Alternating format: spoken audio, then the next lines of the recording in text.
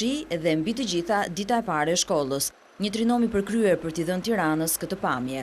Nuk ka pasur asnjë aks rrugor në kryeqytet që të mos jetë paralizuar që në orët e para të mëngjesit për shkak të fluksit të madh të automjeteve.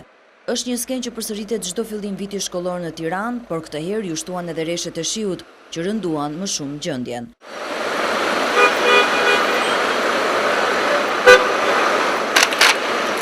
Pavarësisht angazhimit të policisë rrugore në kryqëzimet problematike, sërish trafiku ka qenë i pamenaxhueshëm. Madje edhe vetë makinat e patrullimit të policisë rrugore kanë mbetur në trafik. Nga drejtuesit e automjeteve kjo ditë është përshkruar kështu. Shumë e vështirë. Shumë e vështirë. Ndoshta edhe nga trafiku, bëhet trafiku që janë edhe dita e parë e shkollës. Vend parkimi s'ka dhe ndaj ka dhe trafik shumë. I marum, që me thonë. I rënduar komplet, s'ke... Baron do të punë të lëvizësh shumë me makinë? Si janë botë. 20 minuta nga zogu deri këtu. Tu në gjësin ishin, të që të Tiranë 3. Sa të është dashur të rish? Një gjysore. Pa lëvizur fare?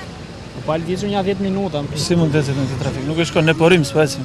As rrugicat mes pallateve nuk kanë qenë zgjidhja e duhur. Edhe ata që kanë shfrytzuar transportin publik nuk kanë pasur më shumë fat, duke nisur që nga shoferët e Unazës. Ka qenë sot trafiku në Tiranë? I rënduar shumë. I rënduar. Për sa minuta e ke bërë ti Unazën sot? Rreth 60 minuta. Unaza ka qenë segmenti më i ngarkuar këtë të hënë në Tiranë, por edhe pse trafiku është kthyer në stresin e kryeqytetasve, ende nuk është gjetur zgjidhja e duhur për ta disiplinuar atë.